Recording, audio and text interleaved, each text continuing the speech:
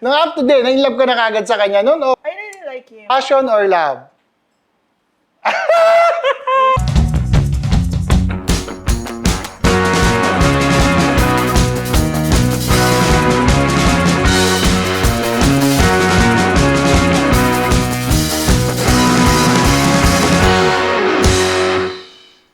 Bagong adlaw, bagong storya. Ang pagbabalik ni Bolerong Eric. Makakasama natin ngayon, mga kababayan, isang OFW from Kuwait before now dito sa UAE. Isa po siyang visual artist. Okay? Hindi ko napapatagalin pa. Okay, kasama natin ngayon si Miss Jack Del Rosario. Hi Jack, kamusta?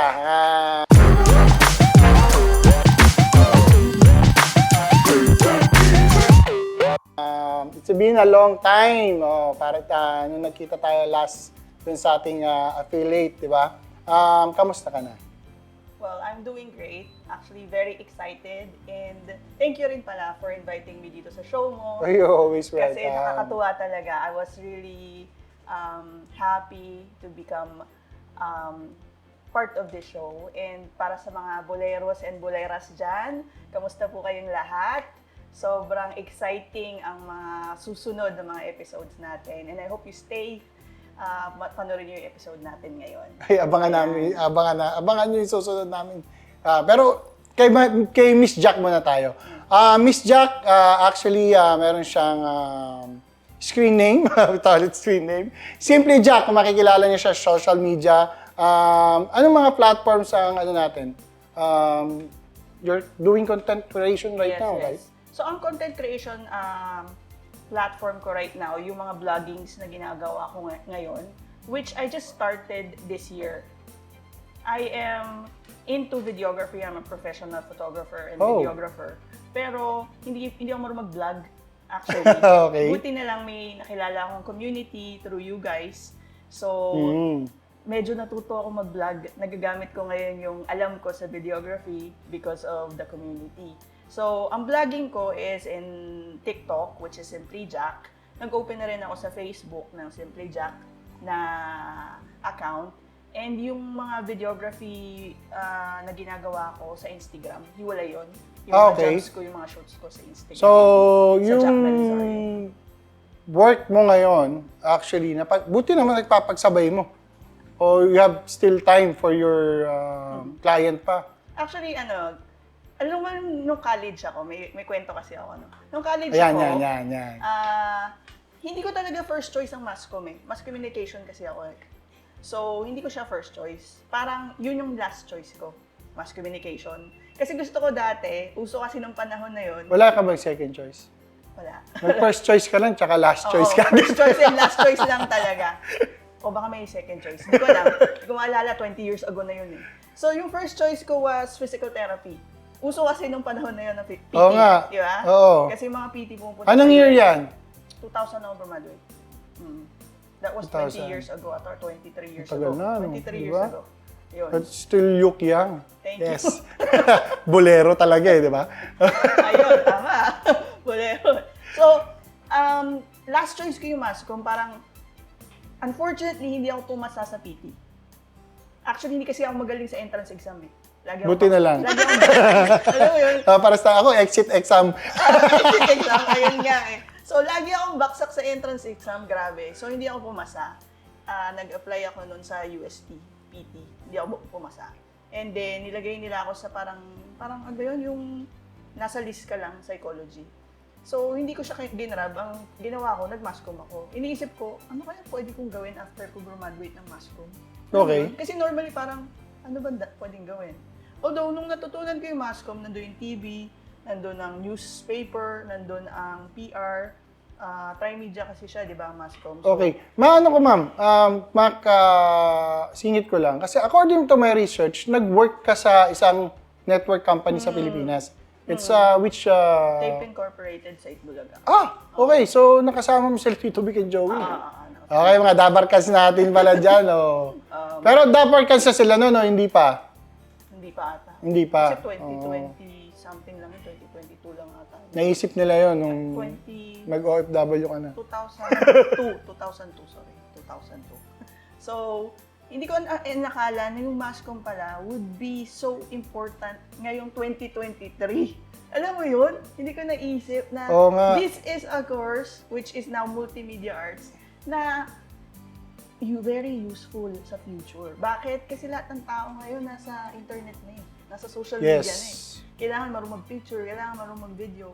So, tama pala yung decision ko. Ngayon, actually, yung ganun, parang essential na eh. Okay, sa bawat gawin mo, di ba, kailangan mo naka-online ka, kailangan mo marunong humawak ng camera. It's because it's part of our life na. It's like being, parang culture na nga eh, di ba? Yung iba nga, di ba, kunyari, nagtapos sila ng nursing o nagtapos sila ng architecture, tapos nag-enroll sila ng kurso sa social media, videography, photography. Imagine mo, nung college yun yung pinag-aaralan namin, di ba? So, useful pala siya.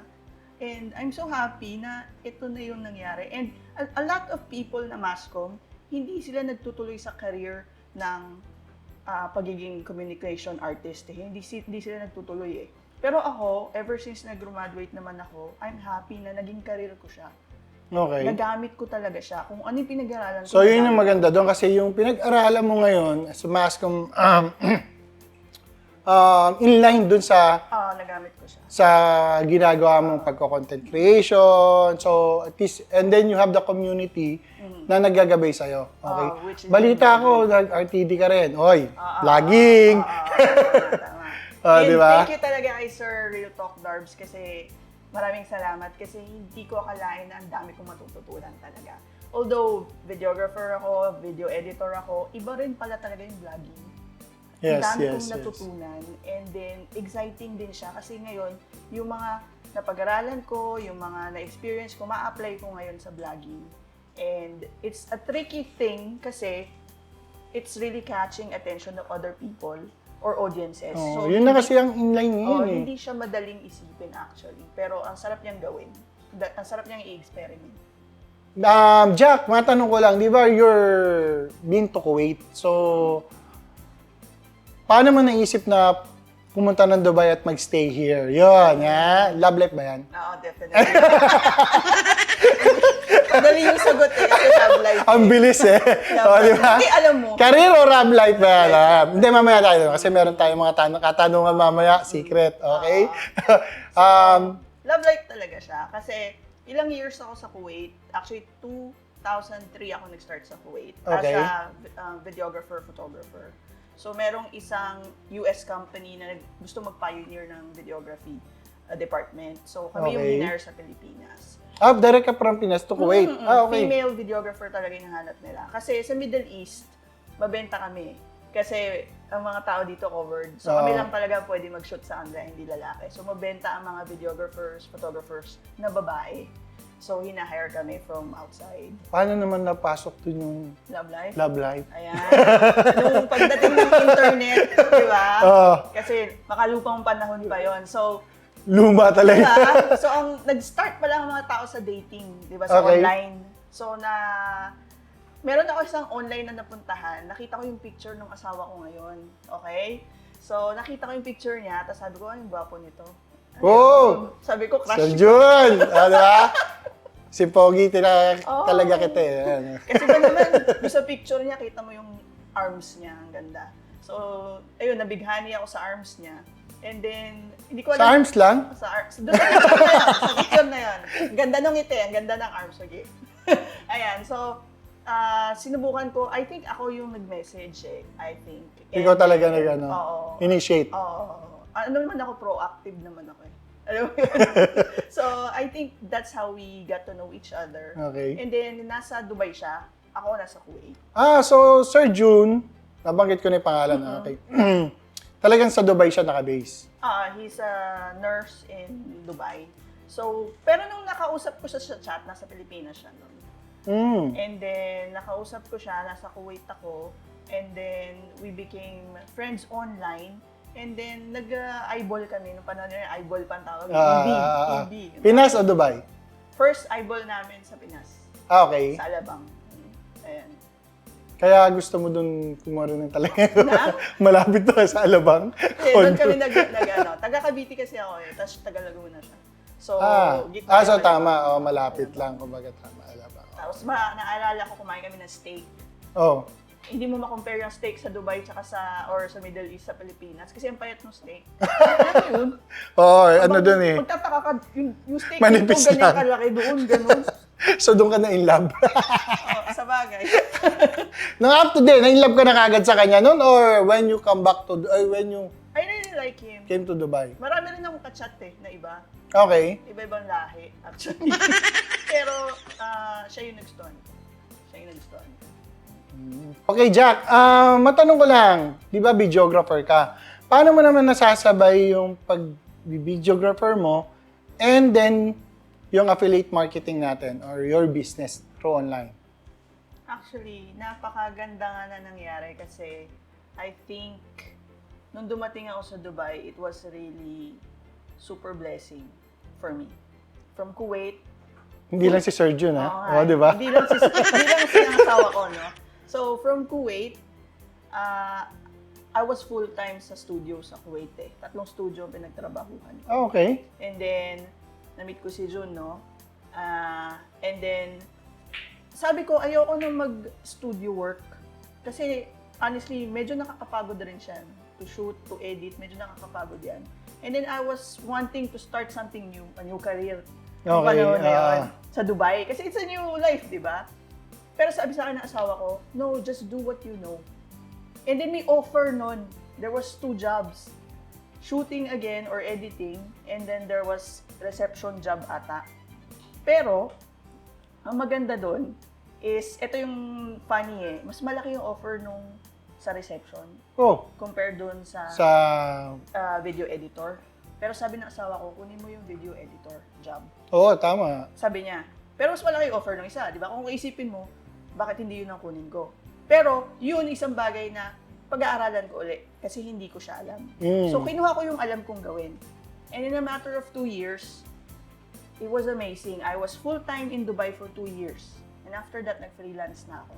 So, I was only working as an employee in Dubai for 2 years. And naging freelancer na ako. So, ang maganda sa freelancer, hawak mo yung oras mo. Tama. Hawak mo rin kung magkano gusto mong income. Kasi you're paid by per project or per hour or per day. Oh, yun nga. So, paano mo sinisingit yung Online affiliate business. online business? Kasi as a freelancer, hawak mo nga yung oras mo eh. So actually, ang maganda doon is you can do other things na could create other income for you.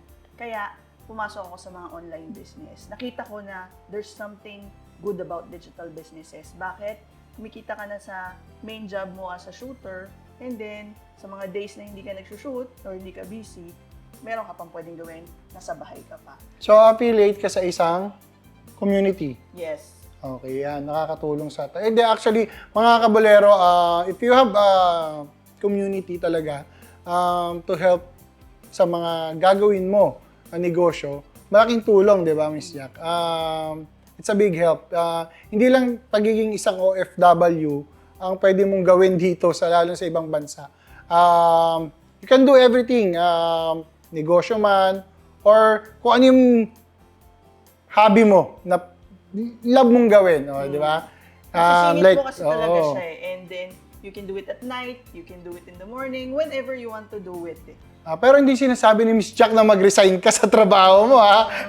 Di ba? Kasi meron dyan, baka sabihin nila, hindi, sige, mag-resign ako. Then, no, you just manage your time, tama, di ba? At malaking tulong. So, just time management lang. Malaking tulong in terms of, pag may community ka kasi, you can move further. Kasi, minsan pag tinatamad kasi isang bagay, you wanna stop. Pero pag may community ka, alam mo may nag-aantay sa'yo eh. Alam mo may kasama ka eh. May karamay ka eh. Tama. And then pag may karamay ka, mas magagawa mo siya palagi. And then mas excited ka mag-share ng mga ideas, mas maabot mo yung goal mo. Sabi nga nila, di ba, yung pag may team ka, your dream will work. Okay. Kasi nandun yung team. So, ma'am, meron tayong, you're into cats also. Yes. Tama? That's Okay. Kamusta naman ang mga pets natin? Masarap Pag wala ka sa bahay. Di ba? Ako may cats din kasi ako. I have 5. Makita mo naman pala, nandiyan lang sila. Okay. How many cats you have? I have 4 cats. So, nag-umpisa yan sa isa, si Scotty. Okay. Naisip daw ng asawa ko, baka lonely ako sa bahay kasi mag-isa lang ako sa house. So, sabi niya, binigyan niya ako ng pusa. Nung una, wala akong idea. Pero nag-research kami about cats. And then, the first cat was Scotty, which is a Scottish Fold. And then, we felt na baka lonely naman yung pusa namin. Nadagdagan ng isa. Kulay itim naman si Pepper, which is a British Shorthair. So, yung isa puti, yung isa itim. Tapos, hindi pa doon tumigil. Gusto namin black and white. Alam mo yun? So, punuhan namin si Cookie. Ang Si aking Cookie, anak. okay. Si Cookie, which is black and white. Tapos si Pepper naman, ay si Pumpkin naman, yung pang-apat naming pusa, it was a rescue cat na nakita Okay. lang ni June sa Facebook na hinahabol ng security at iniwan ata siya, abandoned siya ng family. So, nagtanong lang si June about that cat and then tinanong ako ni June, sabi niya, may nakita akong abandoned cat. Tingnan natin, sabi niya. Sabi ko, ba't pa natin titignan? Kung pupunta tayo doon, kukunin na natin. Oo, tama. Kailangan Kasi pumunta actually, ako doon ganun kasi din di ko yung sa kunin. akin eh. All of my cats is adopted. So, Wow, that's adapt ko nice. lahat yun. So, That's nice. yung nagustuhan ng mga bata na, okay, nag-decide kami, okay, let's adopt. So, nagtuloy-tuloy. Una sa isa, pangalawa, hanggang diba? ngayon, yung in-adopt namin, hindi namin alam pregnant. Ayun, dumami na sila. Big family. Actually, cats are like real child eh. Alam mo yon? Ang gusto ko sa mga cats is parang toddler sila or baby sila forever. So they depend on you. You can cuddle with them. Ang sarap nilang kasama. Ang sarap. And may personality ang bawat pusa. Mm. Actually, meron akong favorite cat, si Cookie. Siya talaga yung mama's girl. Mama's girl yun eh. Talagang sa mama dapat. Lagi katabi mo pagtabi. Oo. Paano si Jun? Yung rescue cat namin, yun ang katabi niya gabi-gabi matulog. So, wala nang Jack tsaka Jun. Yung kama namin, bumili yung asawa ko ng bagong kama. Bakit? Kasi yung una naming kama parang queen size. Okay. Ngayon, yung mas malaki. Kasi yung pusa namin, kailangan nasa gitna. Yun yung ka-head to head niya sa gabi, matulog. At minsan ka-holding hands niya yun. Ang saya pag may pusa rin yun. At may companion ka ba. Na matanong ko naman, how's your, you have daughter? I have a son. Son, sorry. Kamusta naman siya? He's growing to be a teenager na. Actually, he lives with my mom in the Philippines. Yung mami ko mag-isa na lang siya sa Pilipinas. Okay. So, kasi my dad passed away, so mag-isa na lang yung nanay ko. And my son grew up with my mom. Umalis How ako old ng is he? Pilipinas. My son is 30. My son is Kasi 30. edad lang pala Ah, ng nung anak pangalan ko. mo. Oo. And then he's So- growing na rin. Nung isang araw nagkukwento yung nanay ko na hindi daw umuwi na maaga from school. Uy, baka may girlfriend. Nagulat ako doon Umuwi Sabi na sa doon, iba ang ano doon, mabilis sila. Dito medyo, ano pa ang mga Pero bata. yung son ko naman, parang feeling ko ano siya eh, he's a calm person eh. Feeling ko hindi nga siya mahilig sa yung mga brusque activity, hindi siya mahilig sa basketball, hindi siya mahilig magpa-araw, yung mga gano'n. Medyo parang conservative type. Parang- Yun, no? Parang gano'n. Kaya nagulat ako, sabi ko, Manang-mana sa'yo. oo. Pero alam mo, di ba, ilang days pa lang yung school bago siya doon sa school na yun eh. So mga 4 days pa lang, may nagyaya na sa kanya na coffee shop tayo. Sabi ko, Wow! 4 na araw pa lang ah. Tapos ito pa nakakatawa, babae pala yung nagyaya. O, di ba? O, Sabi diba? ko na nga ba eh. Di ba? Iba talaga ang mga bata sa So Pilipinas. nagulat ako, babae. Tapos, nagkape daw. At ito pa nakakatawa, binigyan daw ng chocolate yung anak mo. Oh, O, di ba? Tapos binigyan din daw ng bracelet. O, di ba? kakaiba, di ba? Inisip Kakaiba ko na ang panahon ngayon, mga bulero. Ang sarap bumalik. Kulera si si girl. Pero siguro ano lang, for fun lang, for friendship, di ba? Pero I'm happy na But you're planning to get him here in Dubai or what's he the will plan? come here siguro next year sa summer. Bawal kasi mag-absent. Bawal. Okay. So face to face na sila nga pala, no? So you're not in online. Oh, now Jack, medyo deep tayo ngayon. Ayan, maganda. Tanong ko lang, do you struggle ba before mo marating yung career mo ngayon? So any challenges na kumbaga naging kasalumuha mo? Okay. Actually, madaming struggle eh. Bilang isang photographer, videographer, na nagsushoot ng mga events or mga weddings, hindi siya madali. Merong mga times na hindi mo parang kulang ka na sa rest kasi kailangan mo tapusin yung video mo may deadline.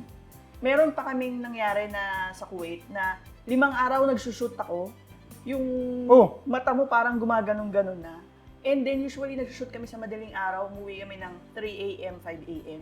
It's really hard. And then yung equipment na binibitbit namin, parang kasing heavy ng isang tao. Parang feeling mo 50 kilos. Diba? Kaya nga ang dami kong injuries ngayon, back injury, hand injury dahil sa equipment. Pero masasabi ko is, mahirap siya, pero dahil mahirap siya, dun ka gumaling. Dun ako gumaling. It's worth it. It's worth it. Kasi kailangan mong daanan yung mahirap. Kasi kung madali siya, hindi ka mag-grow eh. Pero dahil mahirap siya, na-endure mo, na-surpass mo, gumaling ka. And dahil dun, it's universe naman talaga. Oo. Law of universe. Kailangan mo talaga dumaan sa struggle before you can reach to the yung kung ano ka ngayon, di ba? Kaya nagpapasalamat ako sa hardship. Kasi it made you tougher, it made you stronger, it made you better. You excel because you worked hard. Yes. You gone through the challenge. And ngayon, ang maganda doon is when preparedness meets opportunity, that's an ingredient for success. And yun yung naramdaman ko. All of the struggles I had in Kuwait for almost 8 to 10 years of being an employee, shooting almost every day, na hindi ka pwede maging mag-absent o hindi ka pwedeng mapagod kasi may shoot na kailangan gawin o may deadline na kailangan ipasa yung project. Piniprepare lang pala ako ng mundo. Tama. Kasi, but you never think na susuko ka? Diba nung sabi ko nga sa'yo, nung lilipat na ako ng Dubai, sabi ko ayoko na mag-shoot. Tinigil ko na tong career na to kasi pagod na ako. Pero sabi sa akin ng asawa ko, I had the right husband eh. He told me, don't change your career. Continue what you were doing before. Kasi alam mo na yan eh.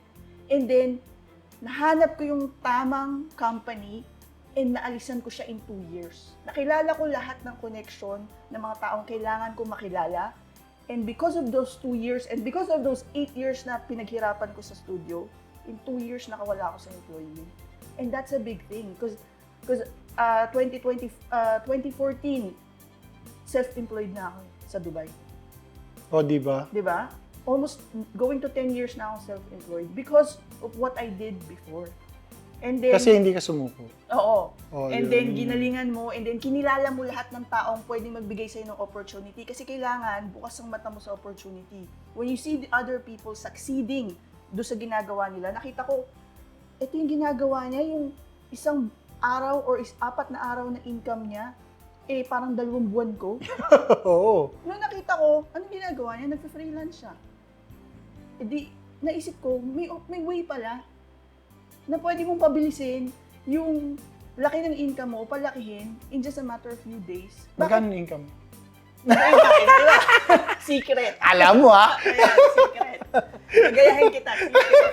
Pero, as a freelancer, it's amazing. It's an amazing, sa lahat ng mga videographers, photographers na nagtayo ng business sa Dubai, they would all say na this country, Dubai, is a country of opportunity. Sa bansang ito, yayaman ka. Basta may talent ka, magaling ka doon sa ginagawa mo, imposibleng hindi ka yumaman sa Dubai. No matter what your nationality just know kung ano ba yung purpose mo, di ba? Anong talent mo, anong skill mo. The right friends and right people, right connection. And syempre, kailangan nandun din yung passion. Hindi pwedeng mawawala. Dedication. Hindi dedication mo. Professionalism. Commitment. Not only for the work, para sa sarili mo. Ito nga nakakatawa diba? Ito nakakatawa. Noong nagtatrabaho ako, lagi akong late. Nung naging self-employed ako, 1 hour, 30 minutes, lagi akong maaga. O, di ba? Nung I was doing it for myself, kasi hindi ako nalilate. para sa iyo na yun eh. Di ba? Hindi ka na nag-work para sa ibang tao. Tapos ang dami mo nakikilala when you're on your own, you meet a lot of people. And normally, you choose the people you want to be friends with. You meet people because you want to grow. So, ang hinahanap mo ngayon, growth. Hindi yung tatambay ka lang or kung sino-sino lang makikipag-coffee shop ka lang. Hindi na ganun eh. Naghahanap ka talaga ng growth. Humahanap ka ng opportunity where you can grow more or you can earn more. So now we're talking about growth. Ayan, anong mapapayo mo sa mga kababayan natin o kabolero natin dyan? how they can do or how they can manage kung gusto nila magnegosyo or to pursue their career na meron, kung anong meron sila. So, any message? I believe you have to be open to opportunities. And when you see other people succeeding and what they are doing, pag-aralan mo sila. Pag-aralan mo. And then, try to learn what they're doing and then kung kaya mo siyang gawin, pag-aralan mo and go for it. Huwag kang matakot because success leaves clues. Kung yung tao nakikita mo nagsasucceed, bakit hindi mo gagawin yung ginagawa niya? Eh, pwede naman pag-aralan yun. Tama. Pasukin mo. And ang ganda ngayong panahon ngayon, in 2023, ang daming digital business, online business na pwede mong gawin. Hindi mo kailangan ng employer, hindi mo kailangan na graduate ka. Pag-aralan mo lang yung mga steps. And then you can succeed with your dedication and siguraduhin mong seryosohin mo yung gagawin mo. Kasi ang ganda ngayong panahon na to, na you can you can reach an audience, a crowd, na you can grow. Maski sa... I never imagine kung saan mapupunta. Di ba? Yung ginagawa mo. Mga kabalero, ito na hinihintay natin na The Bolero Challenge. Okay. Miss Jack. Okay, ito na. So, we have questions. Okay. Parang ano lang naman to. Truth or dare. Pero, first question natin. Okay. Passion or love? Inisip ko, love siguro. Love. Siyempre. Diba? Magalit yung asawa ko pag uwi ko, Oo, diba? pag sinabi mo pa. Baka matulog ako sa Pero Sir Jun is into camera rin, di ba? So, passion din maganda niya. kasi kay June is mahilig siya sa... Parang we have the same likes. Oh, We have so, the same. ayos pala. We don't have So, the same mentality, we don't have the same perspective and opinion. Pero sa mga hilig, pareho kami. Mahilig kami kumain, mahilig kami mag-shopping. Yun naman talaga mahilig kami dapat, sa di ba? Damit. Oo. So we enjoy each other. Okay, nice. Okay, question number 2. Oh, ito maganda. Camera or cats? Parang nahirapan siya. Kasi yung camera, to give you income eh. Yung cats, to give you peace and happiness eh. No? Hirap nga, no? Siguro we'll stay with the camera. Okay. Practical. Tama. Okay, but still a cat lover. Okay, mga kabulero. Now, last question. Okay. Bilang passionate ka sa camera, okay, Nikon or Canon? Kasi Sony user ako. Ito sabi ko ang Nikon may hawig yung sa itsura ng Canon eh. Okay. Nikon may hawig sa itsura nung Sony pala. May hawig. Ngayon, ang Canon, iba yung depth ng video niya eh. Siguro doon ako sa Canon. Kasi maganda rin siya sa photo. Okay, thank you ma'am at napaulokan mo ang Boleros. Maraming salamat sa time. Okay, at we call it Simply Jack. Okay? Thank you very much din. Maraming salamat and thank you po sa inyo. Actually, meron akong gusto itanong sa'yo eh. Oh, ano yun? Actually, naisip ko lang, kasi na-curious ako, ang ganda ng setup nyo dito sa house nyo, no? Paano nyo naisipan yung pag-build ng talk show? Paano nyo na-conceptualize yun? Okay, kabulero, may katanungan si Ma'am Jack. Okay, pwede ba natin itong sagutin sa susunod nating episode? Mga kabulero, hanggang sa susunod na episode, ito ang Bolero! Bolero. Amistad.